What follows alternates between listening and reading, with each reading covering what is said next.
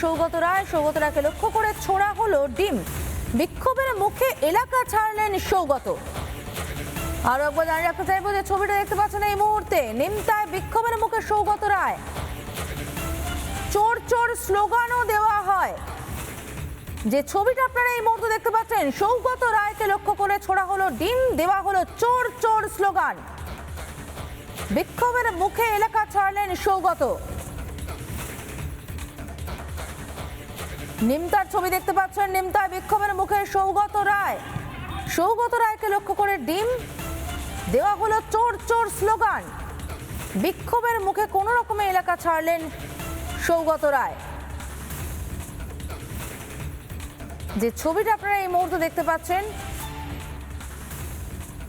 সৌগত রায় গাড়ির ছবি দেখতে পাচ্ছেন, তাকে লক্ষ্য করে ডিম ছোড়া হয়, চোর চোর স্লোগান দেওয়া হয়। এই মুহূর্তে তৃণমূল বিধায়ক, সাংসদ, তৃণমূল নেতা নেত্রী যে যেখানে যাচ্ছেন সেখানে চোর চোর স্লোগান শুনতে তারা অভ্যস্ত হয়ে গেছে। এর মধ্যে সৌগত রায় রয়েছেন আমাদের সঙ্গে। সৌগত বাবু, নিঃসন্দেহে খুব খারাপ অভিজ্ঞতা হয়েছে আপনার নিমতায়, ঠিক কি ঘটেছে আপনার সঙ্গে বলুন তো? কিছুই ঘটেনি। ও গতকাল রাত্রে এবং আজ সকালে আমাদের নিমতা বিশরপাড়ার কয়েকজন কাউন্সিলরের বাড়িতে বিজেপির লোকরা হামলা করেছিল। তা আমায় বিশরপাড়ার লোকরা বলে যে তারা একটা বিক্ষোভ দেখাতে চায়, তারা একটা ডেপুটেশন দিতে চায়। সেই মতো আমাদের 15-20 জন লোক আর 8 জন কাউন্সিলর তারা নিমতা থানায় আসে। তারপর তো বিজেপির সাথে কোনো সম্পর্ক ছিল না। তারপর আমরা শুনতে পেলাম যে বিজেপির লোকরা বাইরে থেকে আমার বিরুদ্ধে স্লোগান দিচ্ছে।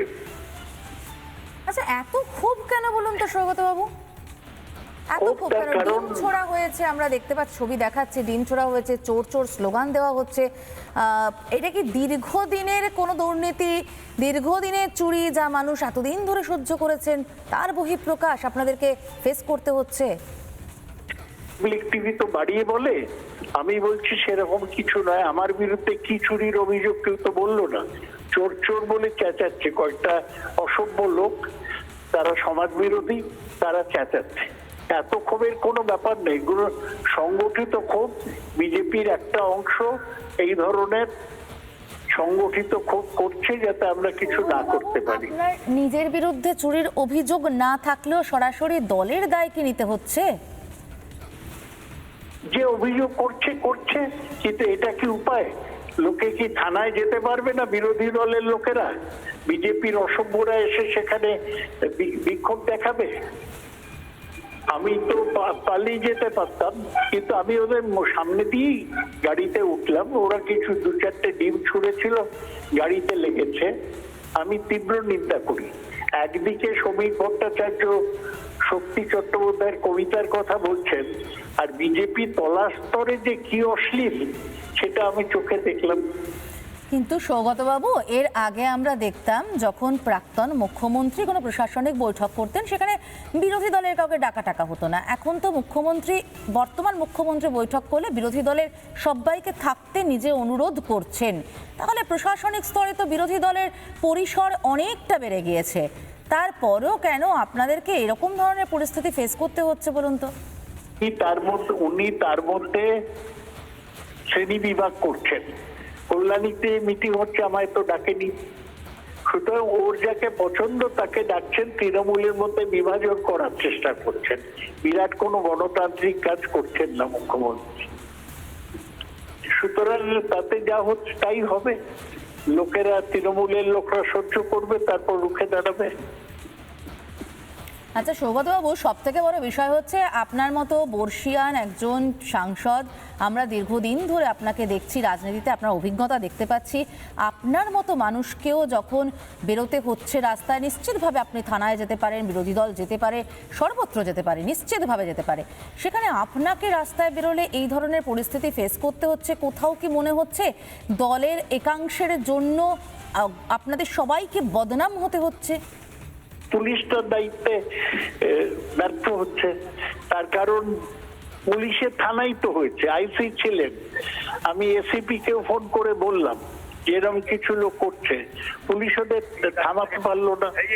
নিশ্চিতভাবে সৌগতবাবু, নিশ্চিতভাবে পুলিশ তার দায়িত্ব করবে। পুলিশ এদেরকে, কেউ যদি সত্যি অন্যায় করে থাকেন, পুলিশ নিশ্চিতভাবে তাদের বিরুদ্ধে ব্যবস্থা নেবে। আমি বলছি, এই ধরনের পরিস্থিতি কি আপনাকে ফেস করতে হচ্ছে দলের একাংশের জন্য? আপনার মতো সজ্জন ব্যক্তিকে এহেন পরিস্থিতি ফেস করতে হচ্ছে, পচা ডিম ছুঁড়ে মারছে। আপনি সুস্থ তো? আপনার গায়েটায় লাগেনি তো? আপনাদের তো বয়স কম। আমি 1967-তে দেখেছি অতুল্য ঘোষ, প্রফুল্ল সেনের বিরুদ্ধে বিক্ষোভ। আমি 77-এ দেখেছি যখন ইন্দিরা গান্ধী হেরে গেলেন। 2006 আমরা মাত্র 29টা আসন পেয়েছিলাম। এই রাজনীতিতে থাকলে এরকম হয়, কিন্তু এরকম অসভ্যতা বিজেপির লোকরা আজকে আমার সামনে যেটা করলো আমি কোনোদিন দেখিনি। আমি দুজনের নামও পেয়েছি, একজনের নাম উত্তম মণ্ডল, একজনের নাম রাজেশ। এরাই করেছে 10-15টা লোক নিয়ে। এদের সাথে তো সৌগতবাবু, আপনি কাইন্ডলি একটু আমাদের সঙ্গে থাকুন। একটাই প্রশ্ন সৌগতবাবু আপনাকে বারবার করছি, আবার বলছি, আপনাকে দীর্ঘদিন ধরে আমরা দেখছি, আমরা যারা সাংবাদিক দীর্ঘ বছর ধরে, অন্তত 18 বছর 20 বছর ধরে আপনাকে আমরা দেখছি, এবং মানে একদম সাংবাদিক হিসেবে দেখছি। আপনার মতো বর্ষিয়ান সজ্জন একজন সাংসদকে যখন এই রকম পরিস্থিতিতে পড়তে হয়, আমার একটাই প্রশ্ন, কোথাও কি মনে হয় দলের কোনো অংশে দুর্নীতির দায়টা আপনাদের মতো লোকেদের গায়েও লেগে যাচ্ছে? দুর্নীতি কে করেছে তার বিরুদ্ধে আইনগত ব্যবস্থা নেই। এই রাস্তার মধ্যে অসভ্যতা, এ তো মানে অসহনীয়।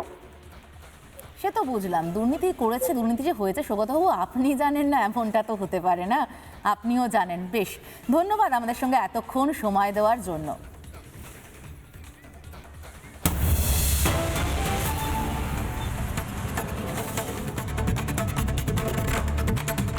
নানা ধরনের কন্টেন্ট দেখার জন্য লাইক করুন, শেয়ার করুন আমাদের ফেসবুক পেজ, সাবস্ক্রাইব করুন আমাদের ইউটিউব চ্যানেল। পাশাপাশি অন্যান্য ব্রেকিং নিউজের জন্য অবশ্যই চোখ রাখুন রিপাবলিক বাংলায়।